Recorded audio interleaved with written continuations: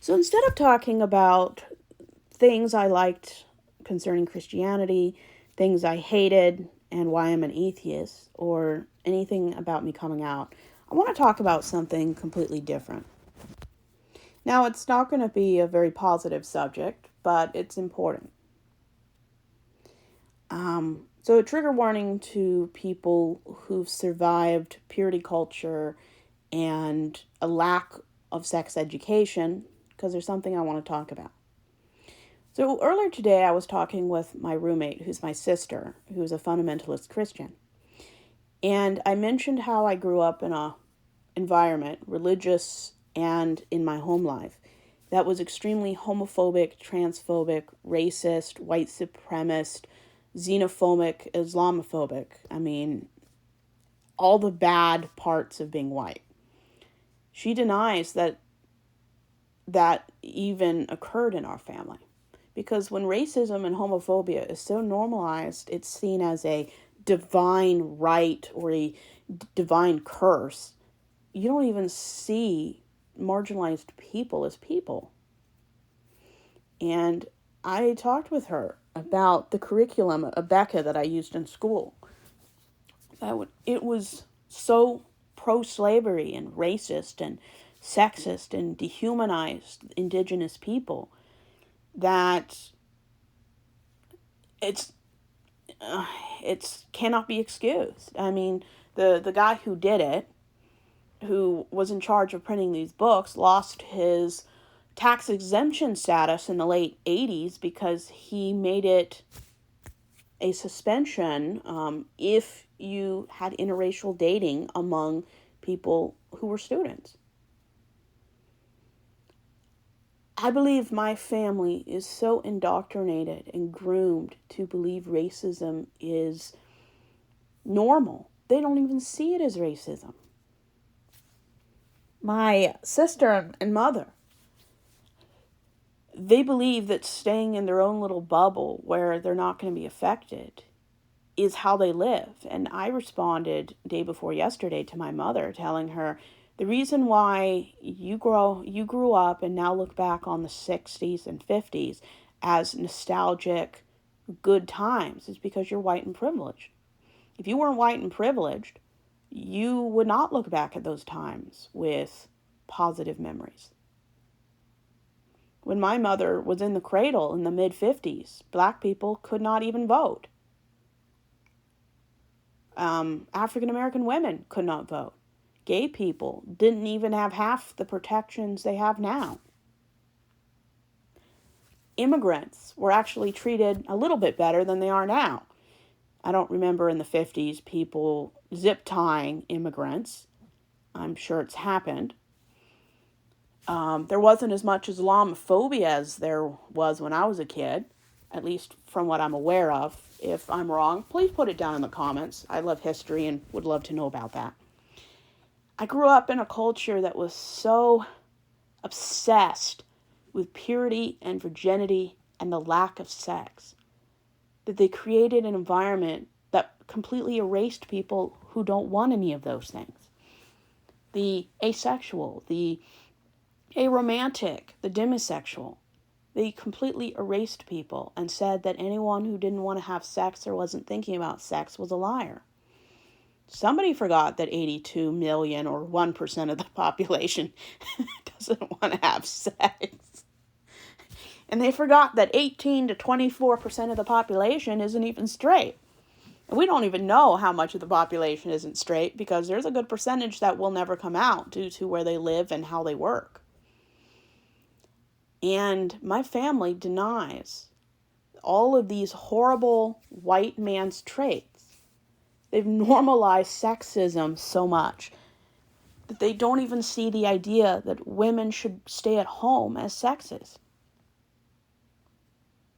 My own mother judged women for working outside the home and having a career. We've normalized hate so much that it becomes part of our DNA. It's in our own bones. That's why I always tell people, when babies are born, there's no such thing as a racist, homophobic, sexist, misogynistic, Islamophobic, xenophobic, transphobic. There are no babies that have that title. You're not born that way. You learn it through systematic grooming, sub-messages, toxic education, familial education. No baby has any of those words ever put on them. You learn it. You're not born into it. And surviving things like purity culture is almost impossible. And for everyone who's escaped it, learned about it, or never experienced it, but really want to understand how other groups of people have dealt with it and moved on, I'm always interested. I mean, leave your comments and experiences, even if they're not your experiences, put them in the comment section. I've been in sex therapy for over 2 years to unlearn and cope with the most egregious, dehumanizing, grooming education imaginable. I grew up in a world where women had no agency, no autonomy. They were basically born to breed. And the majority of men that I grew up in, I now understand, doesn't view women as completely human at all. The majority of married Christian women were the most miserable women imaginable because they were born to men who were probably secretly gay. Or if they weren't gay, they were just miserable human beings. Some of the wives figured out that he had a mistress and sometimes a child. They were just miserable people living in a miserable environment. And I do feel pity for the women, because when you are never given the option to want something else for your life and don't even give yourself the option to desire something else, I feel pity for these women. I feel compassion, something my family is incapable of ever feeling or demonstrating. And sex therapy, we learned that having desires or the lack of desire is completely normal and natural. So for everyone out there that doesn't have the traditional, what I view, toxic femininity and masculinity expectations of their life or of other people, I mean, you're not abnormal. You're okay. Now, you have reason to expect that everyone should understand, respect, and tolerate, but that's not the world we live in. There's a reason why Christians in these fundamentalist extreme denominations target people who identify as trans or non-binary. Because the biggest threat to Christianity is people avoiding denouncing gender roles. If there's more than one gender, men no longer have a divine majority or a monopoly anymore. When there's different kinds of families, it's hard to monopolize the nuclear family. And when men tell women their entire lives to cover up, they're grooming women to never see the real cover-up, which is hiding SA and CSA. My mother grew up in the Assembly of God Church denomination, which recently they've uncovered decades of sexual abuse. I'm not sure if it's child or against women, but probably a combination of both. When your parents grew up and then had you grow up in the top 5 denominations with the worst cover-up in human history of adult and child misconduct, it kind of makes sense why they want women to cover up. It's hard to tear down the idols and the horrible indoctrinations that kids experience. And it's sad that anyone has to unlearn anything. But when you're taught from birth that women exist to have kids and be the helper of someone else, you're taking away her agency. Women are taught that their body isn't their own and that sex is about the man. You just invalidated her entire sexuality. And the idea that women are only attracted to men is idiocy. There are millions of people that have no desire to be married, have relationships, have sex, and some of that group may want a few things, but not all the things. And every 10 years, we're creating more and more words and labels and vocabulary, so everyone is more understood. The problem is, I grew up in a home that denied that anyone who wasn't attracted to the opposite sex existed. And let me clarify that. They denied that anyone who wasn't attracted to the opposite sex didn't exist. So asexuals, aromantic people did not exist. Gay, bi, trans, anyone that didn't fit within the usual gender establishment, non-binary, liquid, there's so many. And if I missed any, put them in the comments. Women were always seen as male accessories. They were always seen as like an appliance, which explains why in a lot of religious countries and religious environments, why men beat their wives. Because when you view a woman as an appliance, what's the first thing someone does when something doesn't work? They hit it or they beat on it. It's just the way men behave. And I will never excuse that women don't abuse either, because they do.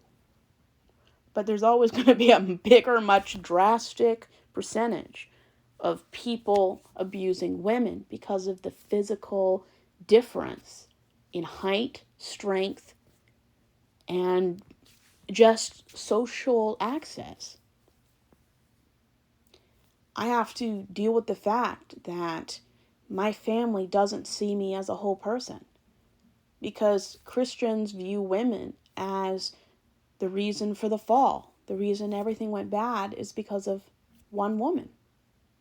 They don't see women as anything but someone's wife, daughter, or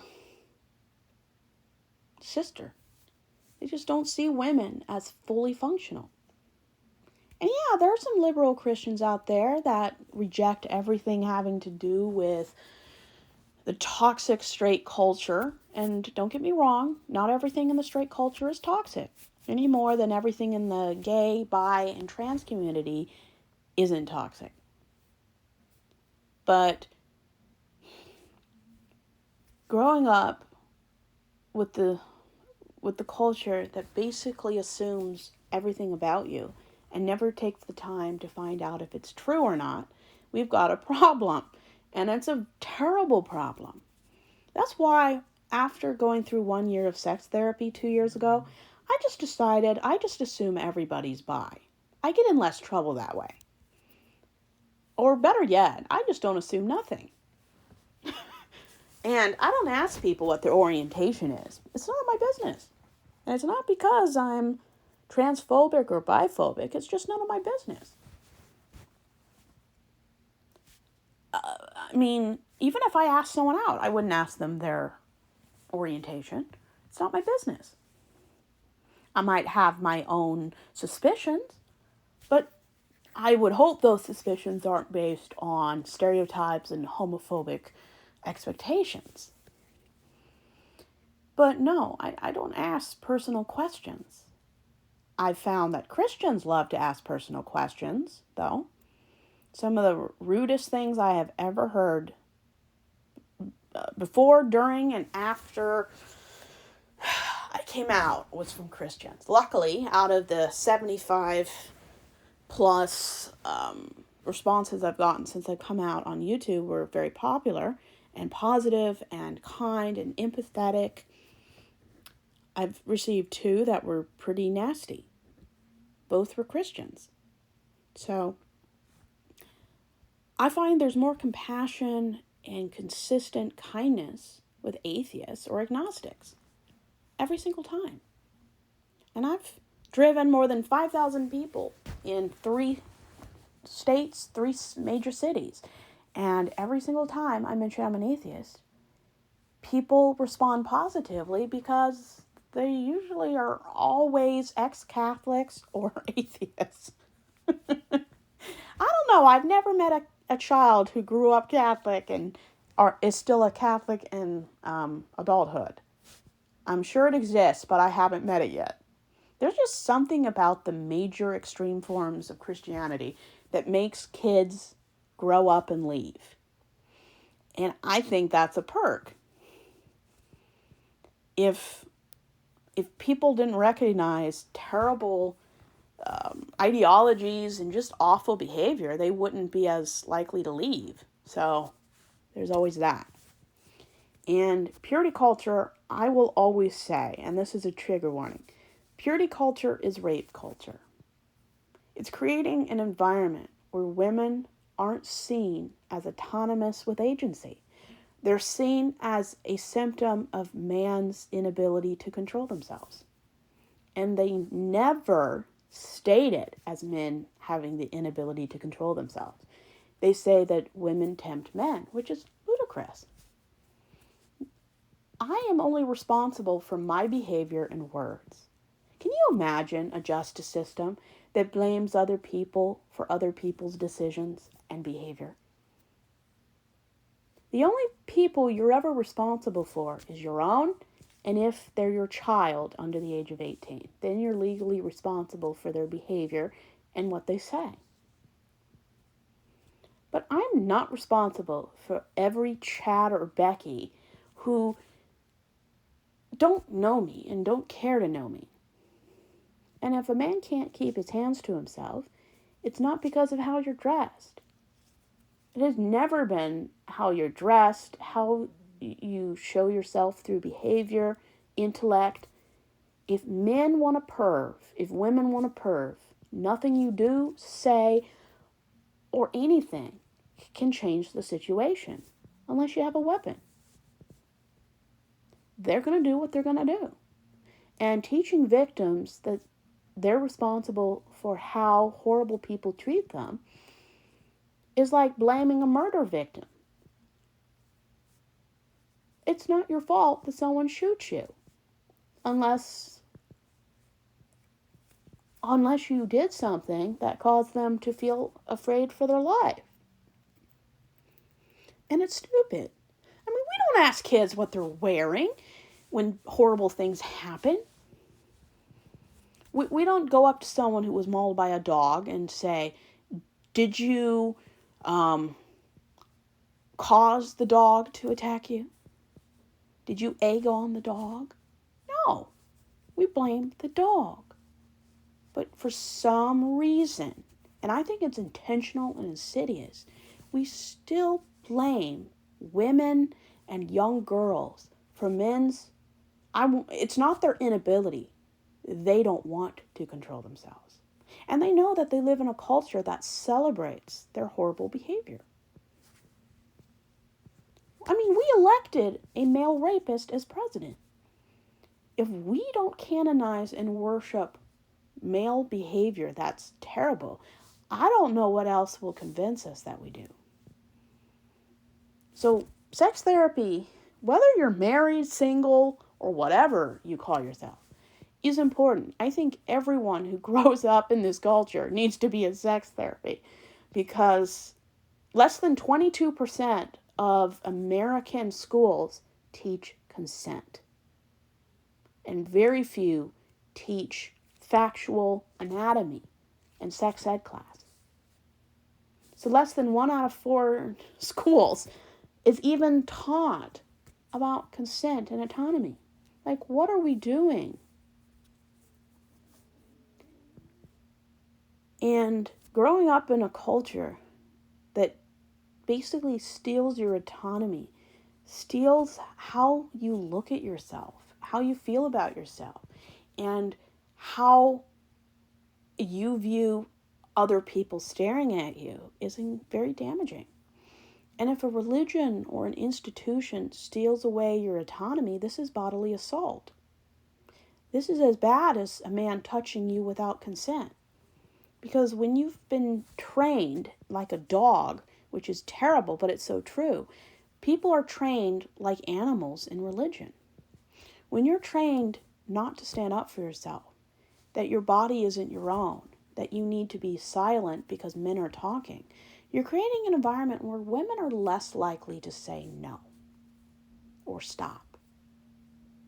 Women are just as valuable as men. And honestly, we need to start villainizing anyone, male or female, that says that women shouldn't teach, preach, or hold authority. Being born male doesn't make you a great leader. It makes you most likely to be narcissistic and a domestic abuser, but it doesn't make you more likely to be an amazing leader. Because when you grow up in these extreme forms of religion, you're taught that women are inferior. And even if your church doesn't say that to your face, everything they believe in definitely defends that belief. Because you read the Bible, I honestly believe most people are still Christians because they haven't read the Bible. Because when you read the Bible, you realize how little the Bible views women. And just because one person in the Bible, Jesus, treated women a little bit better than all the other men, doesn't make him a good person either.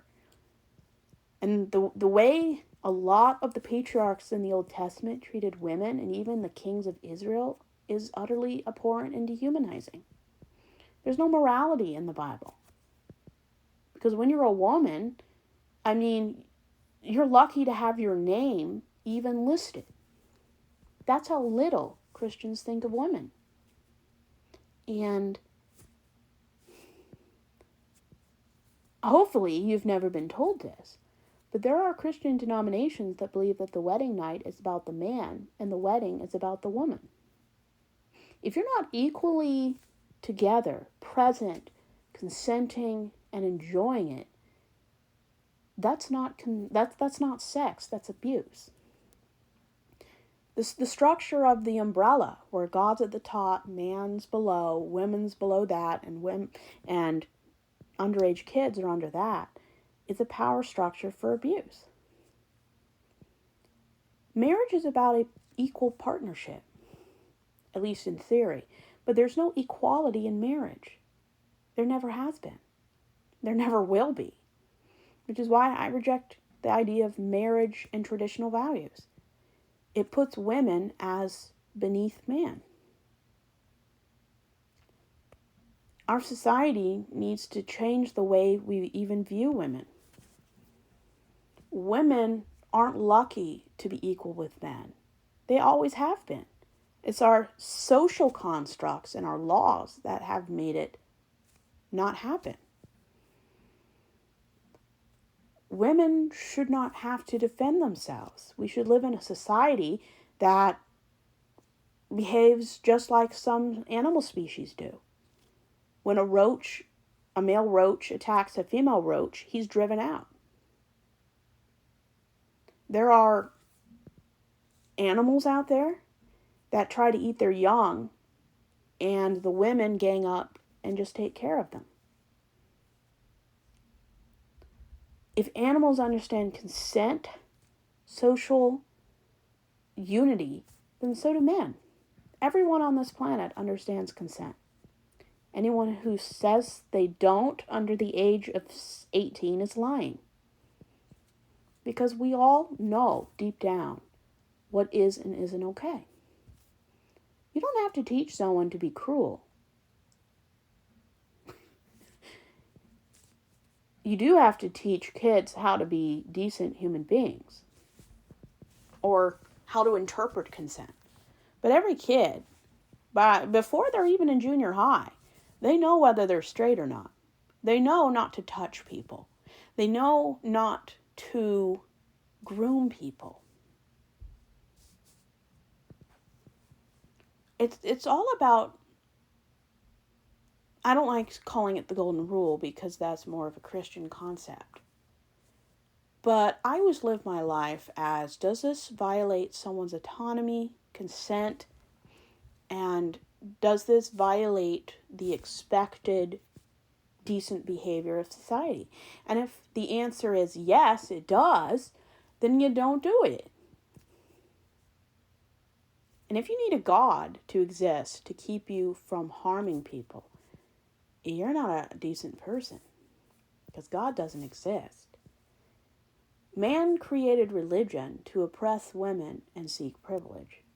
That's why I call Christianity the white man's religion, because you can dehumanize and kill a lot of people by using religion as it's acceptable card. That's why I just don't want religious people in my life.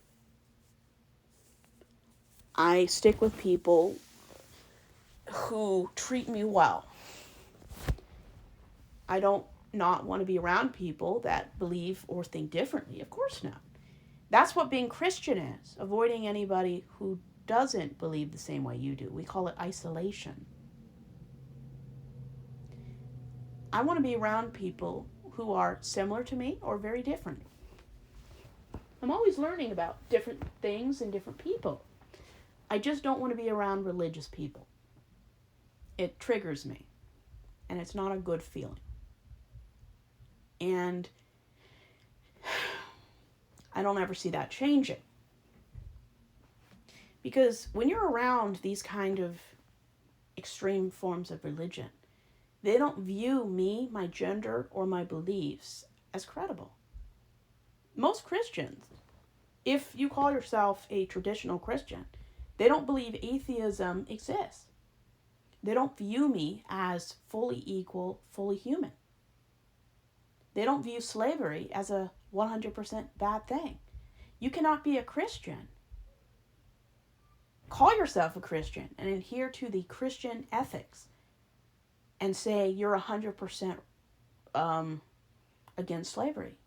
You can't be.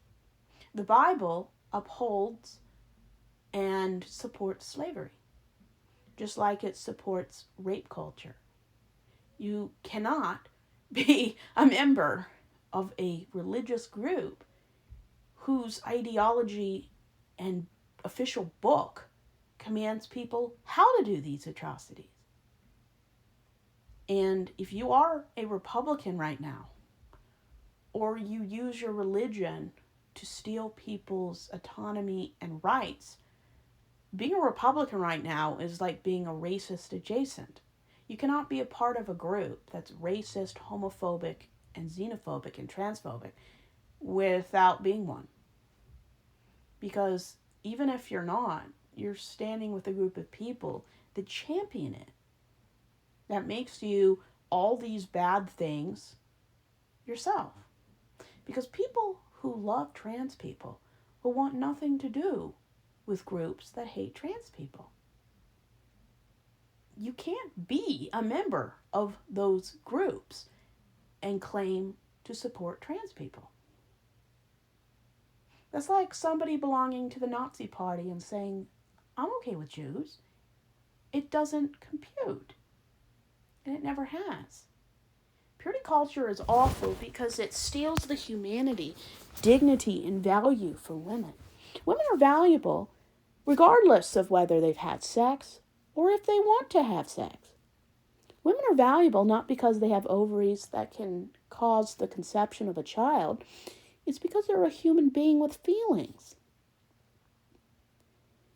Women are the future because the best parts of society, the best feelings, the best activities, the best way for society is to be in touch with your emotional, maternal side. And this is why Christian society hates gay people, because anything that isn't masculine enough is considered feminine. And deep down, I think most women hate their femininity because of the toxic Christian Judeo ideology. The idea of being too girly is an insult because of homophobia. The idea that women are less, that they shouldn't be in charge, and the reason why we've never had a female president is because of homophobia. Sexism is a type of homophobia. Because if you view women as less than because they're feminine, how do you think they treat men who are more feminine? I'll give you a clue. They don't like them. Men despise femininity.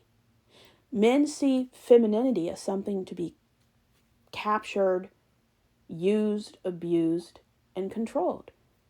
Men don't see women or feminine people as being equally valuable and unequal. They can't.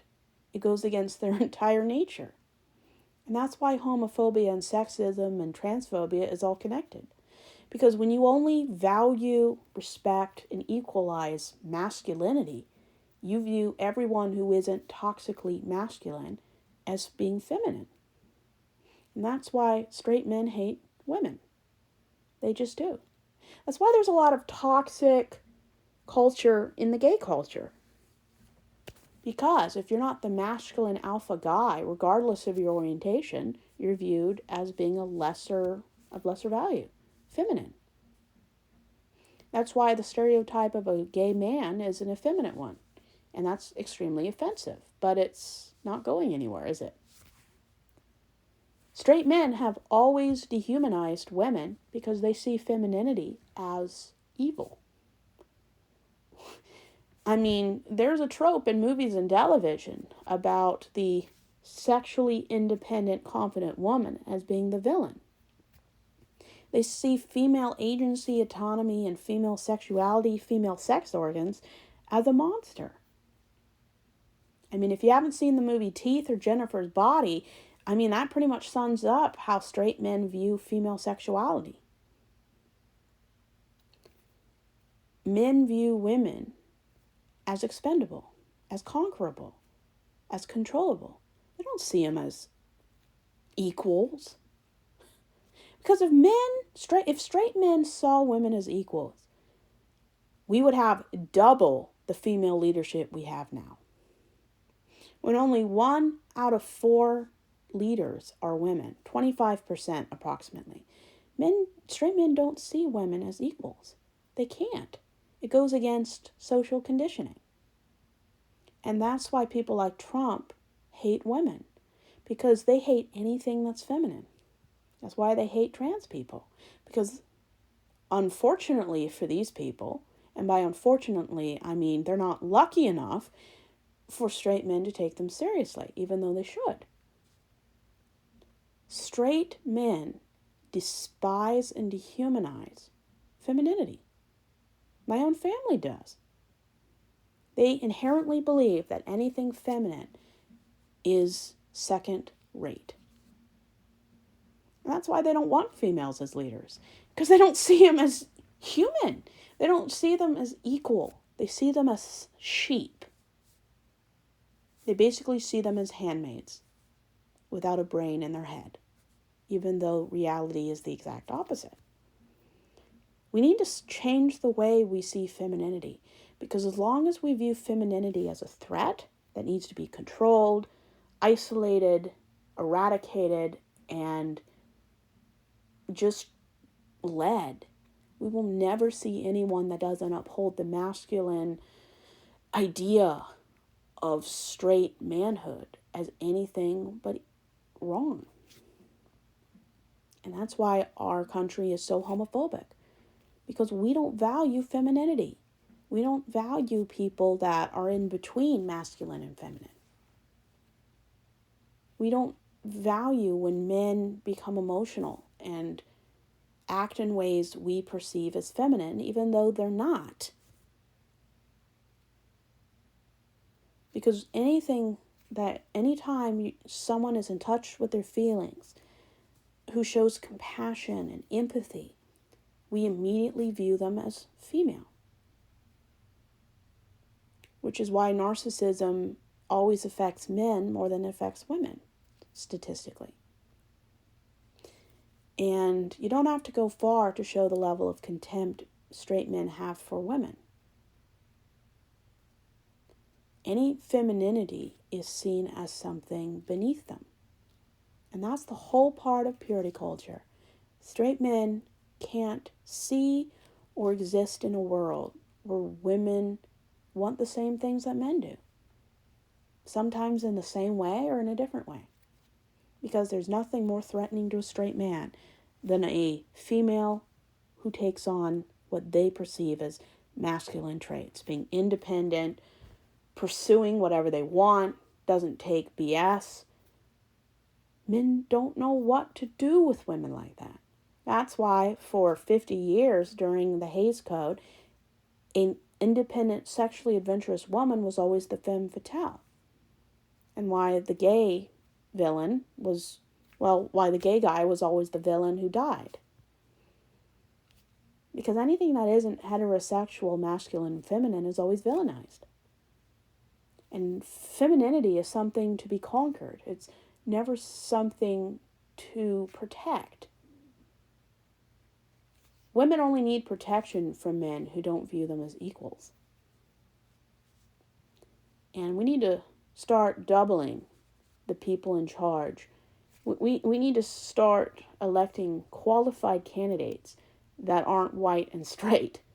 Because as long as we keep doing that, we'll never deserve or get anything better.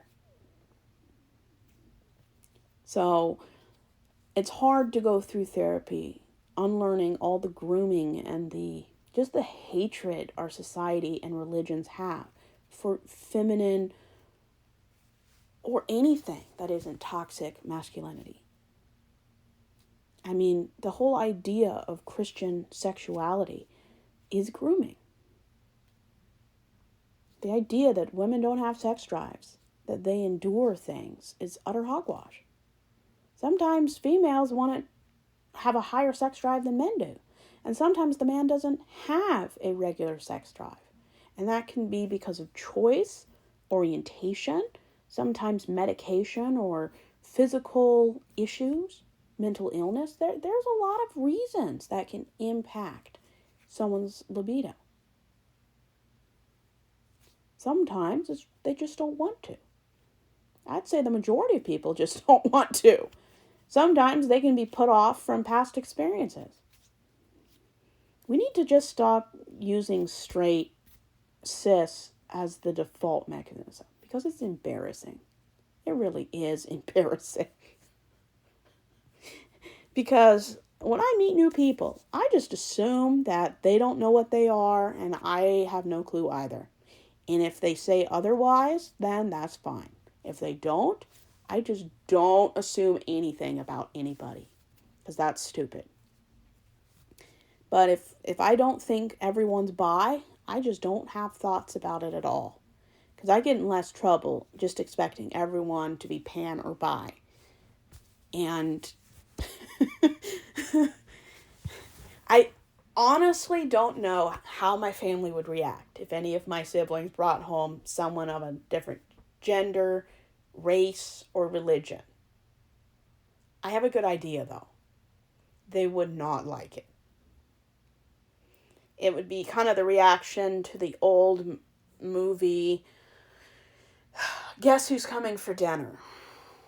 And I think that was the first movie after interracial marriage had been legalized in the late 60s.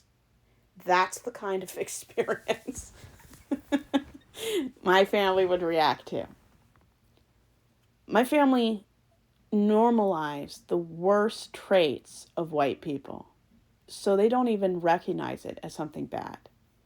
And if that's not frightening, I don't know what is. But therapy definitely helps me to unlearn and recognize all the horrible things I was groomed to believe as a child. And just because I'm feminine or a little bit more on the masculine side due to my interest, dress, and my lifestyle does not mean that that's bad. So I think we are progressing toward a better tomorrow for everyone who's been targeted. I don't think I'm going to see equality in my lifetime, but hopefully in the lifetime of my nieces and nephews. Every 50 years, we see a jump. Every 100 years, we see a massive change in our culture. I mean, 100 years ago, African Americans could not vote. Some couldn't even be business owners. Women were just barely, well, white women had barely gotten the right to vote. No other women but white had the right to vote. Trans people were put in asylums or were lobotomized. That's terrible. Women having a sex drive was considered a sexual disorder where they put you in an insane asylum. Women who didn't want to get married were socially ostracized. A lot has changed in 100 years. So I hope that in 2125, women will make the same money as men. That men will no longer be able to pray frequently or as easily. That our society will throw men out for even hinting at doing something bad. And that white supremacy will be looked at as though it's a cancer and not as a privilege anymore. And hopefully in 100 years, half the time or once a decade, a woman is president. I mean, New York just elected the first Muslim mayor. I think he was the first of something else, like South African or something. And that's great. But we need to make it where it's all the time. We need to start electing the most qualified people from all groups, races, and ethnic backgrounds. We've only had one president in 250 years that wasn't white and cis. And Obama was still cis, but he wasn't white. And I grew up in a religious home that hated the most prosperous presidents in modern America. Because every time you vote Republican, you get recession. I mean, the economy was at its best during Obama and Clinton. I mean, Biden was better than whatever the crap this is right now. And that's why I always say, you vote red, you head toward a recession. Republicans, they don't lower taxes. They steal from the poor and give it to the rich. It's kind of like Robin Hood, but backwards. And I registered to vote for the first time in 12 years. And I'm going to vote blue. I would rather not vote at all than vote anything but blue. I will never vote Republican again. I would rather lose my right to vote than vote Republican. And I'm not a loyalist to Democrats either. If there's a candidate out there from a Green Party, a Teacup Party, or an Independent Party, I don't care what. As long as they protect the marginalized scapegoats of society, I'm voting for them. Any candidate that targets trans or gay people will never get my vote. Not one chance in hell will they ever get my vote. And I have to live with the idea that I grew up in an environment that sees me as inferior, and that what I want and how my body behaves isn't something they're okay with. And it's hard. It's really hard. And my family calls me crazy because I don't like racist. And this Thanksgiving and Christmas is not going to be easy because they all know that I am not like them. And I will call out people in my family who are just terrible when they act terrible. My sister likes Charlie Kirk. That's enough to make me vomit. I don't like racists. Just don't. And there's nothing more racist than Christianity. I would say second are the secular white supremacy, like the neo-Nazis and all those terrible things. but nothing has enabled, suppressed, supported, and given longevity to all the worst forms of white propaganda like Christianity. That's why I call Christianity the white man's religion. Because nothing justifies the trail of tears and the driving out of indigenous people like Christianity. And that's why I am always wary of people who use religion and patriotism to give themselves the image of respectability. Because he who screams loudest about protecting the family and protecting the religious right is probably a predator of some distinction.